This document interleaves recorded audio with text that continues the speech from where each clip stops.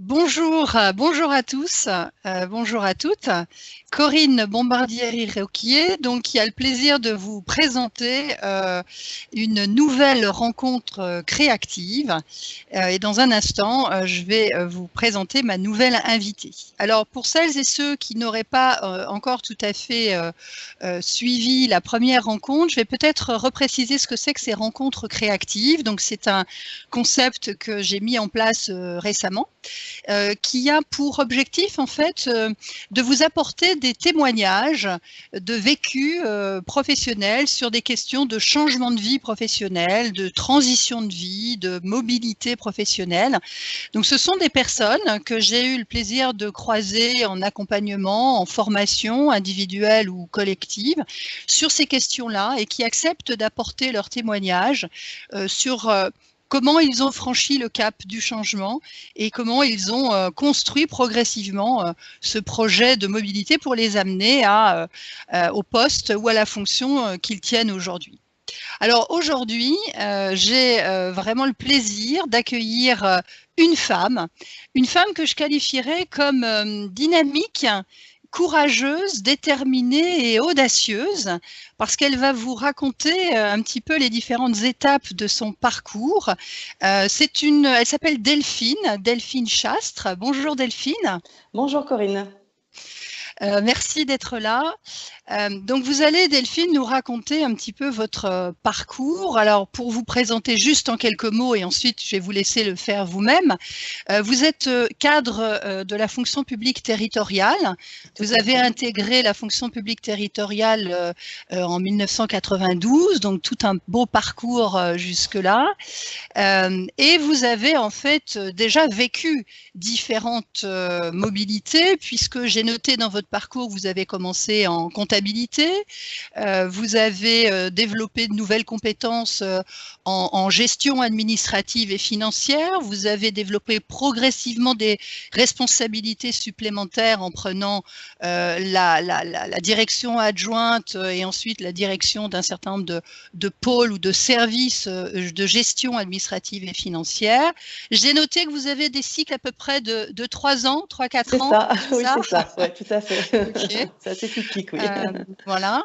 Jusqu'à aller, alors je vais un peu vite, mais vous allez pouvoir le développer davantage, jusqu'à découvrir un nouveau secteur d'activité aussi, la restauration scolaire.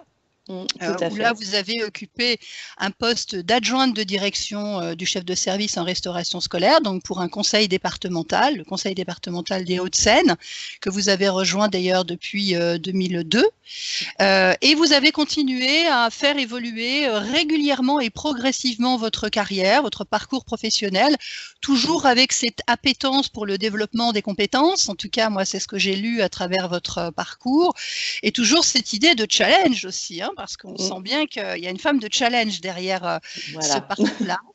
Alors, les dernières expériences que j'ai notées, c'est le pôle éducation, sport et construction en qualité de référente RH, puisque aujourd'hui, vous avez quitté le conseil départemental, vous avez rejoint le conseil régional Île-de-France et vous occupez un poste à forte dimension RH, donc référente RH, où vous avez la responsabilité de la politique emploi de la région, avec un portefeuille de lycées à suivre et à gérer, et vous êtes en charge donc de l'élaboration, du développement et de la diffusion de ces dispositifs de gestion des ressources humaines.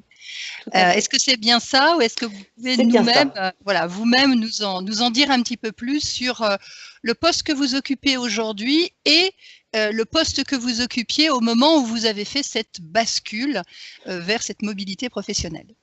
En effet, alors oui, c'est vrai que c'est un parcours de plus de 25 ans de carrière que vous avez résumé en quelques minutes. C'est vrai que j'ai fait beaucoup de mobilité, même quand j'avais ma casquette finance publique, puisque j'ai fait un BTS comptabilité. Et derrière mon BTS comptabilité, j'ai fait le choix de rentrer dans la fonction publique. Voilà, des choix parce que un peu guidée par ma famille peut-être.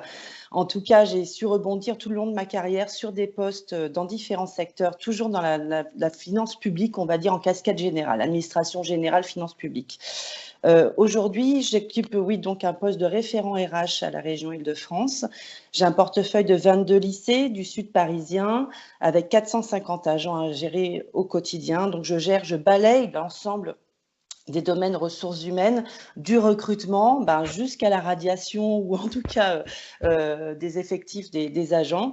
Et on gère tous les volets avec en plus une dimension de diagnostic d'organisation des lycées que j'ai en portefeuille. Donc, je visite les lycées et je fais des préconisations d'organisation du travail des agents et d'accompagnement des agents vers une nouvelle dimension peut-être de leur travail, de l'appréhension de leur travail au quotidien, sachant que c'est vrai que la dimension régionale par rapport au lycée, il est difficile pour les agents d'avoir ce sentiment d'appartenance à la région, puisque évidemment les lycées sont disséminés sur l'ensemble du territoire. Donc il faut quand même tenir, on est un peu le pilier au quotidien de ce sentiment d'appartenance qu'on a avec les agents, puisqu'on est leur seul référent et la seule porte d'entrée sur leurs questions RH au quotidien. Donc voilà, un poste très, très touffu, on va dire aujourd'hui. Voilà, donc le dernier poste occupé au département des Hauts-de-Seine était donc un poste de responsable de l'unité RH du pôle éducation, sport et construction. C'est un poste que j'avais construit et proposé suite donc à l'accompagnement que j'avais fait sur mon changement de parcours professionnel. Voilà.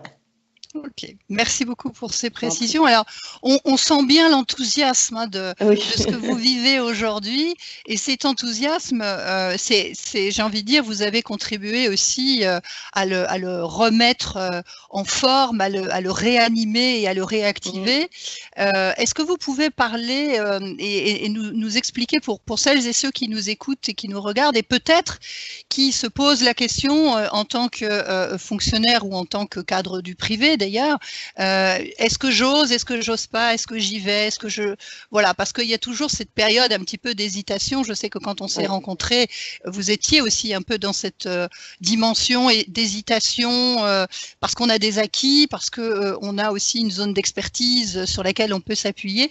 Est-ce que vous pourriez nous dire un petit peu, vous, qu'est-ce qui a été au fond l'élément déclencheur, ou qu'est-ce qui a fait qu'à un moment donné, vous avez osé franchir ce cap du changement, puisque c'est bien le sujet qui nous préoccupe aujourd'hui.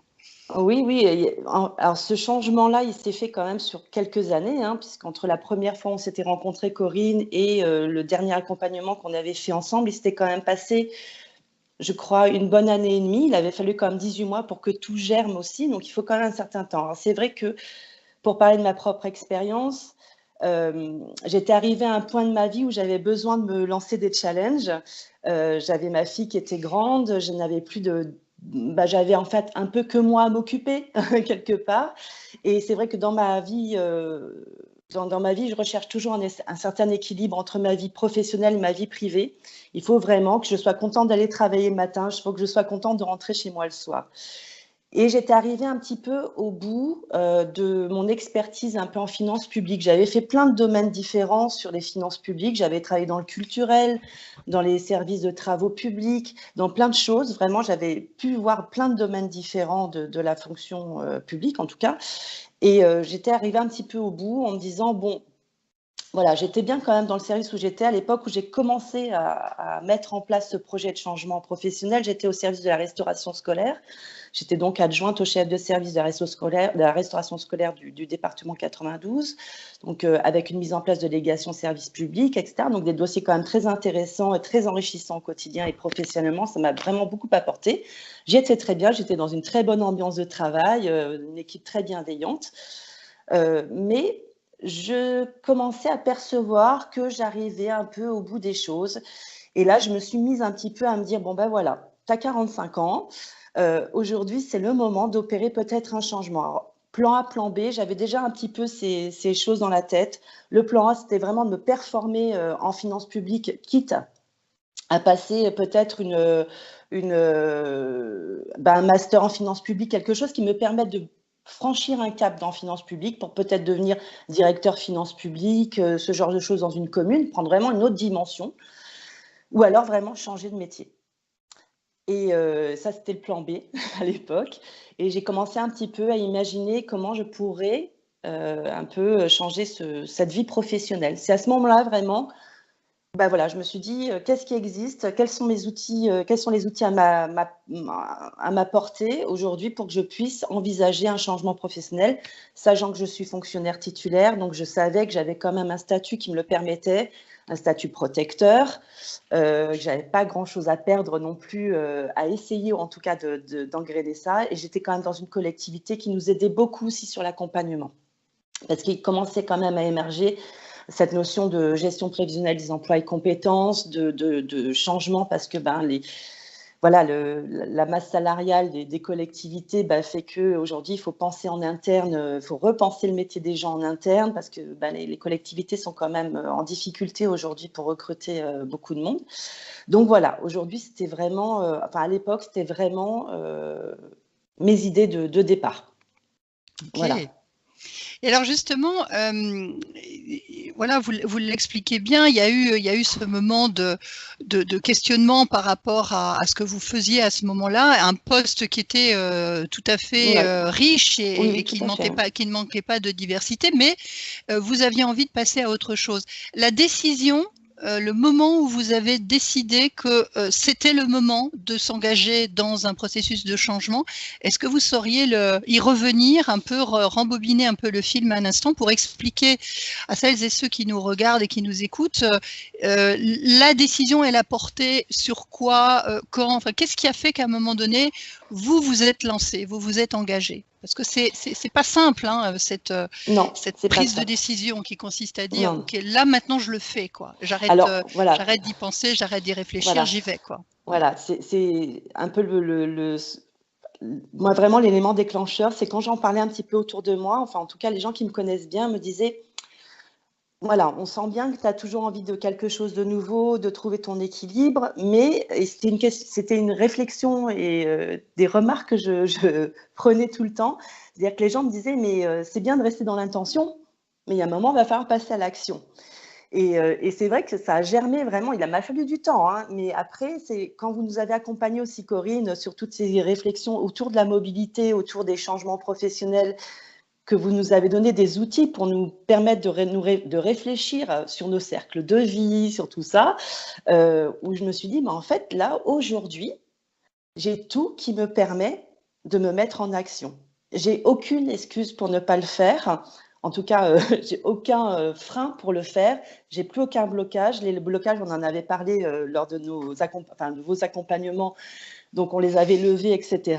Et ils étaient totalement assumés à ce moment-là. Et là, je me suis lancée dans mon plan d'action et j'ai engagé sans me mettre de pression. J'avais aucune raison de me mettre de pression. J'avais un travail, j'avais, en tout cas, un poste qui me convenait totalement. Donc, en plus, j'étais quand même dans des très bonnes conditions pour le changement. Parce que ça, je pense que c'est très important d'engager ce type de démarche. Il faut quand même être très bien. En tout cas, et physiquement, et psychiquement, et dans son environnement, que ce soit familial ou de travail, pour entamer ce processus-là, parce que ça coûte quand même beaucoup d'énergie, parce qu'il y a quand même des peurs, hein, même si on est fonctionnaire et qu'on se dit, bon, voilà, on ne craint pas grand-chose, mais c'est quand même de quitter 25 ans d'un métier, même s'il y a des compétences transversales, puisqu'on travaille quand même là-dessus. Ça aussi, c'est des éléments, c'est des outils qui nous aident. Et il faut prendre confiance en soi surtout. Donc voilà, donc tout ça, il faut que ça germe.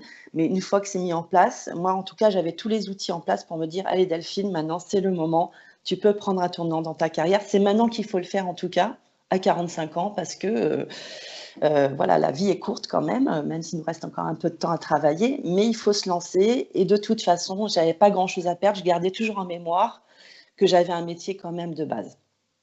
D'accord, alors ça c'est intéressant, j'ai envie de rebondir sur ce que vous nous dites là Delphine, parce que ça parlera à beaucoup de monde.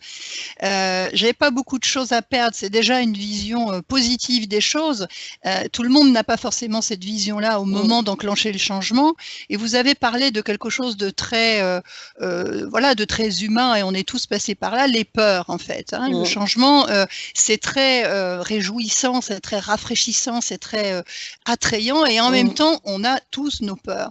si vous aviez à mettre un ou deux mots sur celle, vous qui, à un moment donné, vous a un peu freiné. Alors, ça vous a pas empêché de passer à l'action, la preuve, mais ça vous a peut-être un peu freiné et ça vous a fait un peu douter à un moment donné. C'était quoi? C'était pas la peur de perdre votre métier, puisque vous venez de l'expliquer, quoi qu'il en soit, votre métier et vos compétences, vous les gardiez, mais elles étaient plutôt situées où, ces peurs? Alors, la peur, c'était des peurs familiales aussi, parce que voilà, j'ai une famille, j'ai surtout un papa fonctionnaire, donc qui m'a mis sur les rails de la fonction publique, donc j'avais toujours un peu peur, parce que c'est vrai qu'à chaque fois que je changeais, comme vous l'avez dit, quand vous avez présenté mon parcours, j'ai changé quand même à peu près tous les 3 ans, en moyenne, on va dire, une petite moyenne de 3 ans de poste.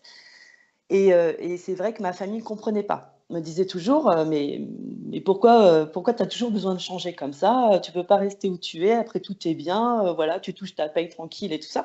Sauf que moi, ça ne me convenait pas. Donc, j'étais un peu restée dans ce schéma-là. Donc, j'avais un petit peu peur de ça, d'affronter même à 45 ans le regard de son père à dire voilà, je vais plus être dans la finance publique, je vais faire de la RH. Ah bon? Donc, c'était, voilà, pour moi, c'était vraiment, ça a été, je pense, un de mes plus grands freins. Donc, j'ai travaillé là-dessus, évidemment, pour le côté d'assumer. Donc, il a fallu, je me suis dit, il faut en fait que je développe des outils et que je me développe personnellement sur la confiance en moi et en ce que j'ai dans mes mains et dans mon projet, surtout. Donc, et pour ça, j'ai fait des ateliers de développement personnel sur la confiance en soi. J'ai travaillé beaucoup sur mes compétences transversales. Je me suis fait aider par des chargés de recrutement. J'ai parlé de mon projet à des chargés de recrutement, à des chargés de gestion prévisionnelle des emplois et compétences, voir si j'avais le profil, comment je pouvais mettre en place. Et une fois que j'avais toute cette caisse à outils un peu de confiance en soi, je me suis dit, voilà, après tout, je vais tenter ma chance. Et on verra bien. Bon, c'est vrai que les premiers CV qu'on lance comme ça sur un nouveau métier, on balbutie un peu, on a des échecs forcément. Mais je ne me suis pas découragée pour autant. Je me suis accrochée, je me suis dit, il y a un moment, je vais avoir l'opportunité de saisir quelque chose pour me diriger vers ce que j'ai envie de faire. Et en contrepartie, enfin en tout cas en parallèle de ce temps-là, j'ai continué aussi à me former, puisque dans ma collectivité, on avait quand même la chance de pouvoir partir beaucoup en formation, même sur des domaines qui n'étaient pas forcément notre cœur de métier. Mais en tout cas, en expliquant que j'étais dans une démarche de changement de métier, que j'avais été en plus accompagnée par vous, ça m'a permis d'accéder à des formations qui ont pu compléter aussi mon parcours, mon nouveau parcours professionnel en fait, et que j'ai pu après du coup mettre en avant sur mon CV pour postuler à la région Île-de-France par exemple. Alors là, vous mettez le doigt sur quelque chose de hyper fondamental que j'arrête pas d'évoquer dans les propositions que je fais en accompagnement, c'est savoir bien s'entourer, ne pas se laisser influencer par les pensées un petit peu nuisibles, même quand elles viennent de nos proches, voire très très proches, les fameuses pensées limitantes, nuisibles, etc., sur lesquelles ça devrait vous dire des choses, on avait un petit peu travaillé. Et surtout se donner les moyens de construire son projet, parce qu'au fond ce que vous venez de nous expliquer Delphine, c'est une des clés de construction du projet, c'est-à-dire la formation, l'accompagnement, la remise en question un petit peu personnelle à travers vous, en tout cas vous vous êtes donné les moyens d'aller chercher à travers des accompagnements de développement personnel les petits outils qui vous manquaient peut-être à ce moment-là pour remuscler, rebooster un peu votre confiance en vous.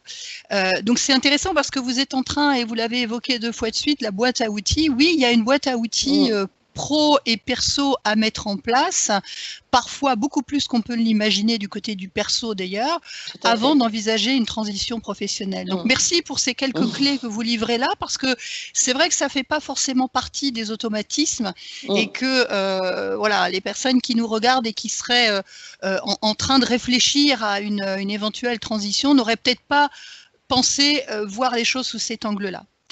Ce que j'ai envie de vous demander aussi, c'est, alors on va avancer dans le projet de changement donc, qui se met en place, vous allez vous former, vous commencez à reprendre confiance en vous, vous vous entourez de personnes aidantes et ressourçantes pour vous donner les outils qui vont bien. Et là, j'ai envie de vous dire, la motivation, il faut qu'elle tienne dans le temps, Oui, parce qu'on peut connaître aussi voilà, des hauts, des bas, des moments de tout à découragement, fait. des moments de fatigue aussi, parce que vous l'avez Mm. dit, ça demande de l'énergie, mais c'est une énergie qui va nous en donner aussi d'autres. Hein. Mm. Ça a été quoi, si on pouvait dire votre recette, je ne sais pas, mais les ingrédients de votre côté qui vous ont permis effectivement d'avoir une vision positive de la chose et de vous dire j'y vais, je persiste, même dans les moments difficiles de découragement, je tiens le cap. C'était quoi pour vous les ingrédients pour tenir le cap? Moi, je me rappelle qu'à l'époque, je regardais beaucoup le marché du travail, en fait, hein, dans la fonction publique, parce que pour le moment, je n'ai pas l'intention de quitter le secteur public. Viendra peut-être un jour où ce sera peut-être une prochaine étape, en tout cas. Mais je regardais beaucoup le monde du travail. Enfin, en tout cas, quand je regardais les annonces qu'on proposait dans les différents supports, je me disais, mais il y a un bassin d'emploi sur ce que j'ai envie de faire, puisque moi, mon but, c'est de devenir voilà, responsable d'une GPEC dans une collectivité, vraiment mettre en œuvre un peu mon parcours, en faire profiter aussi les autres et de mon expérience, etc. Vraiment accompagner les agents vers des nouvelles compétences. Je regardais un peu ce marché-là et je me disais, mais il y a vraiment beaucoup de travail, il y a vraiment des choses à faire, c'est une vraie question de management aujourd'hui, c'est vraiment des questions d'actualité qui vont perdurer, je pense, hein, vraiment. Et je me suis dit, il y a vraiment quelque chose là, il va y avoir besoin de gens là-dedans, enfin dans ce domaine-là, et j'ai tout à fait ma place à y avoir. Je ne sais pas combien de temps ça prendra. C'est surtout ça, en fait. Je ne me suis pas dit, je vais devenir demain gestionnaire RH pour faire en 2 mois, je savais que ça allait prendre du temps, qu'il y allait avoir des échecs, des retours de demandes de candidatures négatives, etc. Je le savais. Mais je savais aussi qu'un jour, l'opportunité se présenterait de pouvoir, petit à petit, voilà, c'est vraiment accepter des fois de sortir un peu de sa zone de confort, accepter des sacrifices, accepter des choses pour parvenir à son projet. Parce que moi, évidemment, je pense que la région Île-de-France, ce n'est qu'un cap. Voilà, ma carrière va encore se continuer, peut-être pas sur des cycles de 3 ans, hein, parce que je suis sur un nouveau métier, donc voilà, je vais me pérenniser un petit peu plus. Mais en tout cas, je sais que c'est des étapes, et ça, faut l'accepter en fait. Faut pas que ça aille trop vite, il faut, voilà, tous les jours. Moi, c'est ce que je me disais, petit à petit. Voilà, tous les jours, j'engrange des choses qui me permettent d'avancer et je sais qu'un jour, il y a quelque chose qui va se présenter et c'est ce qui s'est passé en fait. Voilà. Alors merci pour ces précisions-là parce que c'est ce qu'on appelle, c'est dans notre jargon un peu de coach, la stratégie des petits pas en fait. Hein. C'est step by step comme on dit. Et là, vous venez bien de l'illustrer à travers votre parcours personnel. Pas de précipitation, pas d'ambition démesurée trop vite. Voilà, il faut rester humble en fait. Oui, il faut rester humble. Oui. Voilà. Est-ce que cette envie, ce projet professionnel que vous commenciez à toucher du doigt, cette envie d'aller au RH ou d'approfondir en fait cette compétence RH que vous aviez déjà un petit peu touché du doigt précédemment, est-ce que c'est quelque chose que vous avez, alors rêver, le mot est peut-être un peu fort, mais en tout cas vous avez visualisé, que vous avez désiré, que vous avez imaginé, parce qu'on insiste beaucoup là-dessus dans la construction des projets, sur l'idée de visualiser, d'avoir une vision en fait de ce vers quoi on veut aller. Qu'est-ce que vous en pensez de ça, c'est quelque chose qui vous a aidé ou pas? Ou alors vous n'êtes pas du tout passé par là? Si, j'ai évidemment. Alors, j'essaye de pas trop idéaliser parce que généralement, on est toujours un peu déçu. Ça, c'est un peu dans tous les domaines comme ça. Donc, j'essaye de pas trop idéaliser. En tout cas, moi, je sais que ma carrière m'appartient et j'essaye de faire en sorte que le poste que j'occupe, ce soit moi qui le fasse. Donc, j'y apporte, moi, mon savoir, j'y apporte mes acquis, je m'enrichis des acquis des autres et de l'expérience de mes collègues au quotidien. Et c'est vraiment, moi, je construis mon poste comme ça, en fait. Je l'idéalise un peu tous les jours. Et voilà, mais je ne me fais pas d'illusions parce que j'ai une expérience aussi, hein, donc je sais comment ça fonctionne quand même un petit peu partout. Je sais que c'est pas idéal, enfin, c'est idéal nulle part, qu'il y a toujours aussi des choses qui sont compliquées. Mon idéal de vie, évidemment, je l'ai, enfin, mon idéal de vie professionnelle, je l'ai en tête. J'espère un jour y atteindre, mais en tout cas, même si je ne l'atteins pas, je sais que le chemin aura été quand même très enrichissant et que ça m'aura quand même apporté beaucoup de choses et que, voilà, si un jour je me retourne sur ma vie professionnelle, je me dirais, bon, voilà, tu peux être quand même contente et fière de ce que tu as accompli. Et voilà. Je l'ai fait. Voilà, et je l'ai fait surtout. Voilà, je suis très très fière de ça. Hein. Vous pouvez Delphine. Ouais. Ouais. Et moi, ce que j'aime bien, c'est ce que vous dites. Voilà, ma carrière m'appartient, quoi. Tout à fait. Ça c'est très fort. Ouais. Et quand on a compris ça, on a déjà pas mal de billes, si je peux me permettre, dans son panier pour avancer dans un parcours de vie pro et perso d'ailleurs, hein, parce que sur le perso, on peut reprendre les mêmes schémas. Oui, on peut calquer. Voilà, on arrive un peu au terme de notre échange, mais j'aimerais encore vous demander cette chose-là. Si vous regardiez un tout petit peu dans le rétroviseur, au fond, qu'est-ce que vous avez gagné à le faire, à aller jusqu'au bout du bout et à concrétiser votre projet de changement avec le poste que vous occupez aujourd'hui? Qu'est-ce que vous avez gagné à le faire? Avec le recul, est-ce que, voilà, si c'est un bon choix, et a priori vous nous avez donné des éléments pour penser que c'est un bon choix, mais si vous considérez que c'est un bon choix, pour quel bénéfice? Qu'est-ce que vous y gagnez? Qu'est-ce que vous avez gagné à le faire? Tellement de choses. Tellement de choses. Déjà, les domaines des ressources humaines, bon, il y a beaucoup de gens qui idéalisent les ressources humaines. Hein. Il y a beaucoup de gens qui veulent faire des ressources humaines. C'est un peu quand on discute comme ça avec des collègues ou des gens, dire les ressources humaines, c'est vrai que c'est intéressant, etc. Sauf qu'on ne sait pas vraiment ce qu'il y a à l'intérieur des ressources humaines. On s'en fait du coup un très grand idéal. Moi, j'avais quand même travaillé sur cette notion-là. Je voulais savoir un peu ce qu'il y avait derrière. Et je sais qu'aujourd'hui, je me lève le matin. Alors, ça n'a pas toujours été facile. Hein, ça a fait un petit peu dans la douleur quand même, parce que, bah oui, il y a un jour où j'ai coupé les choses. Je me suis dit, bon, allez, aujourd'hui, tu t'entres dans les ressources humaines. J'avais eu une petite transition entre mon poste à la restauration scolaire et mon poste à la région Île-de-France, où j'avais proposé mes services pour monter une unité RH au pôle éducation, sport et construction. Il y a eu une réorganisation entre-temps, donc je n'ai pas pu mettre tout en place.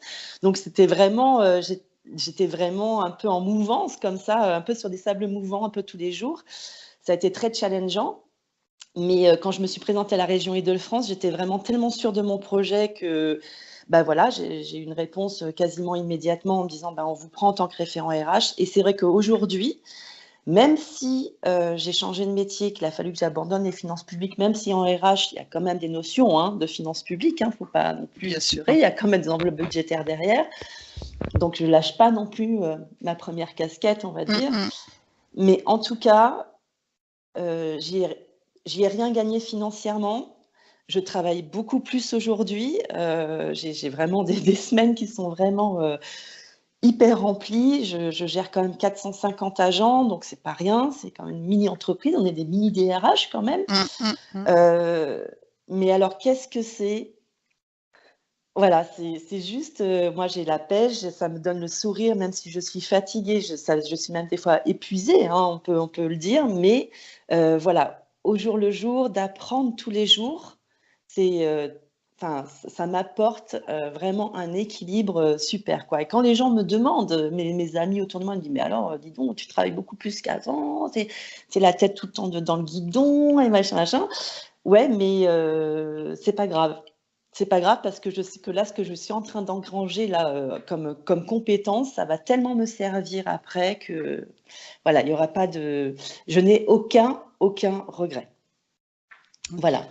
Vraiment, ça clair, c'est affirmé et il n'y a pas de discussion possible là-dessus. C'est un choix construit. Voilà. Il faut vraiment savoir où on va et une fois qu'on sait où on va, qu'on met les choses en place. Il n'y a aucune raison de regretter. Ce que j'ai dit tout à l'heure, je n'avais pas grand-chose à perdre. J'étais juste quand même dans un statut protecteur. Donc, voilà, je me disais, écoute, si ça ne marche pas, tu reviendras sur tes premiers amours. Mais bon, là, il se trouve que je suis vraiment très bien où je suis, quoi. C'était vraiment, voilà, je ne regrette absolument pas ces 3 dernières années. Hein. Ça m'a fallu quand même presque 3 ans pour atteindre le poste aujourd'hui où je suis, qui est qu'un tremplin. Hein. C'est vraiment, voilà, c'est une marche. C'est bien de préciser le terme aussi, parce qu'on parlait de stratégie des petits pas tout à l'heure, de ne pas donner l'illusion que ça va se faire en claquant des doigts, quoi. Hein. Non. Voilà. Ah non. Non, il faut vraiment bien réfléchir à tout ça. Et pour terminer, si vous aviez 1 ou 2 conseils précieux à partager avec toutes celles qui nous écoutent, qui nous regardent et encore une fois qui hésitent, qui sont dans ce questionnement, dans ce doute, je change pas, je me lance dans une transition de vie ou professionnelle ou pas, 1 ou 2 conseils précieux, puissants, à partir de vos ressentis, de vos expériences, Delphine, ce serait quoi? Alors moi, parce que je suis souvent interrogée sur mon parcours. Oui. Voilà, on me pose toujours un peu la question, ah bon? Voilà. Donc moi, c'est toujours ce que je dis quand on me demande souvent des conseils, parce qu'on sent quand même que les gens un peu autour de nous ont toujours un peu cette envie de changement à certaines étapes de leur vie. Moi, je leur dis toujours, bah voilà, c'est la grande phrase que tout le monde connaît, mais voilà, pour savoir où on va, il faut un peu savoir d'où on vient et surtout où on est. Je pense que c'est important. À un moment où on commence à un peu émerger cette notion de changement, de savoir dans sa vie, et peut-être presque plus perso que pro, savoir où on en est. Parce que ça, je pense que si on n'a pas de soutien, si on n'a pas de quelqu'un qui nous... Voilà, alors moi, il se trouve que j'étais toute seule, mais en tout cas, j'étais ma meilleure amie à l'époque, on va dire, parce que voilà. Mais je pense que c'est important vraiment de mettre à plat sa situation actuelle, parce que d'engranger un changement, une transition professionnelle, alors qu'on n'est pas bien dans sa vie perso, dans sa vie pro, je pense que ce serait qu'une fuite en avant en fait, et pas vraiment un vrai projet. Il faut prendre conscience que c'est un vrai projet personnel avant tout. Donc voilà, ça c'est vraiment le premier conseil. Le deuxième, c'est aussi d'être toujours un petit peu à l'affût des opportunités et de ne pas hésiter à les saisir et à proposer ses services. Comme vous nous l'aviez dit d'ailleurs, conseillé aussi Corinne, très justement. Moi, c'est ce que j'ai fait. Voilà, quand j'étais à la restauration scolaire, même si j'étais bien dans mon poste, il y a une unité RH qui se montait. Je sentais qu'il n'y avait pas grand-chose, c'était un peu une coquille vide en fait, on ne savait pas trop quoi en faire. J'ai pris rendez-vous avec le DGA et j'ai fait en sorte de pouvoir lui proposer mes services. Et il a accepté, c'est comme ça que ça a démarré en fait. Donc j'ai saisi cette opportunité-là. Et puis il faut aussi lever nos peurs. Je sais que c'est pas facile, il faut accepter de sortir un petit peu de ces zones de confort et d'accepter des sacrifices. Voilà, faut pas trop demander. Voilà, c'est vraiment petit à petit, comme vous disiez, c'est vraiment le petit chemin et qui amène vraiment vers un grand objectif de vie. Voilà. Moi, ce serait vraiment les choses. Merci beaucoup. On sent effectivement l'enthousiasme et la sincérité de ce que vous dites. Merci beaucoup pour votre témoignage, Delphine. Donc juste pour terminer, à dire que bien voilà, si vous avez apprécié la rencontre créative que nous venons d'avoir avec Delphine, vous pouvez laisser un commentaire, un like, une question, quelque chose en bas de cette vidéo. Je rappelle donc que je suis Corinne Bombardieri-Roquier, donc CBR Conseil et Formation, et que vous avez la possibilité de me suivre sur mon blog, sur mon nouveau site internet cbrconseil.fr, sur les réseaux sociaux également, ma page Facebook Pro et la page et le profil LinkedIn. Et si vous le souhaitez aussi, je suis prête à répondre à vos questions, à vos interrogations, et que je propose à l'heure actuelle de vous écouter pendant une demi-heure, un entretien découverte, un entretien conseil gratuit au téléphone ou par Skype pour voir un petit peu dans quelle situation de questionnement vous êtes et voir ensemble comment nous pourrions éventuellement travailler ensemble. Voilà, je vous remercie beaucoup Delphine. Merci à toutes celles et à tous ceux qui ont bien voulu nous suivre jusqu'au bout. Je vous souhaite plein de nouvelles compétences à acquérir, Delphine, et vous êtes bien partie sur ce chemin-là, et plein de jolis, encore de jolis challenges à relever dans votre activité professionnelle, et plein de jolies choses pour cette nouvelle période professionnelle. Vous y êtes pour beaucoup, Corinne, et je vous remercie vraiment. Vous avez été vraiment un élément moteur dans toute cette transition-là, vraiment. Et je le dis à chaque fois, et voilà, c'était vraiment une super rencontre et c'est un super élément déclencheur. Donc, merci beaucoup. Merci à vous. À bientôt. À bientôt, Corinne. Au revoir à tous. Au revoir.